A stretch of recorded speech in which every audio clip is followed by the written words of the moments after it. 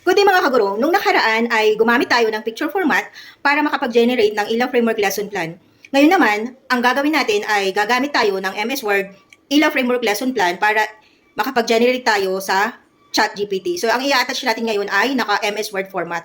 At ito ay isang linggo, so 5 days na ang i-generate niya. Ko i-attach ang ilaw framework lesson plan na Microsoft Word. Ito muna yung ginawa ko dito. So nilagyan ko muna ng column na 5 bawat bahagi ng lesson plan. So sa title, sa reference, sa learning competencies, objectives, context. So pre-lesson, flow.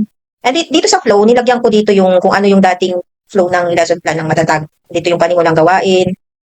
So ayan po. At tas nilagyan ko siya ng note, pakilagyan ng differentiated activities, may pangkatang gawain at pakidetalya ang bawat flow. So nagbigay ako dito ng command dito sa flow para mas detalyado kung i-generate na ni ChatGPT. Ayan, sa learning resources, 5 column din. Opportunities for integration, 5 din. And then sa formative assessment, so yan, nilagyan ko lahat ng 5 column.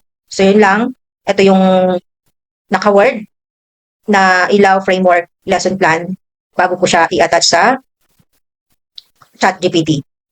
Dito sa ChatGPT, in-attach ko na yung in-update ko kanina na ilaw framework lesson plan na mayroon na siyang 5 columns para 5 days yung i-generate niya.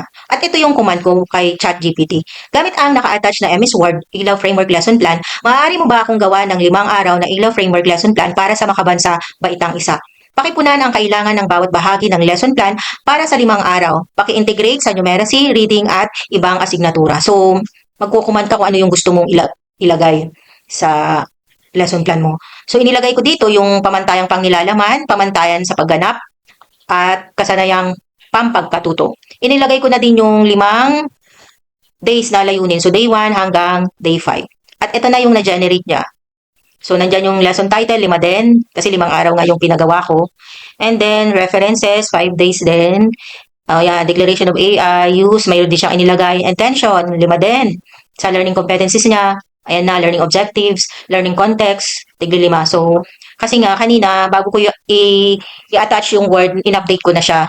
Naglagay na din na ako ng command sa Word. Ayan.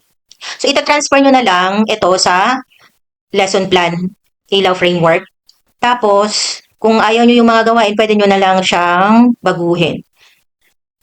Ayan, hanggang day 5. So, sa day 5, mayroon na din siyang lingguhang pagsusulit kasi yun yung inilagay ko sa day 5. At ang performance task. So, kung ayaw nyong ipagawa yan sa performance task, pwedeng lingguhang pagsusulit lang. So, naglagay ako ng option. At ito ay ilalagay nyo na lamang ito sa lesson plan, ilaw framework. Okay? So, yun lamang po. Maraming salamat.